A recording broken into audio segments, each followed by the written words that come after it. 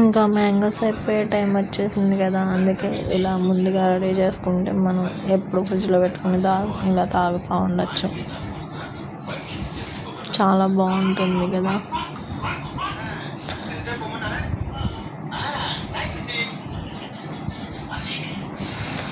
అవన్నీ నీట్గా చేసేసుకుని ఇలా మిక్స్ చేసేసుకుని దాంట్లో షుగరు అలా చేసుకుంటే ఇలా మెత్తగా చేసేసుకొని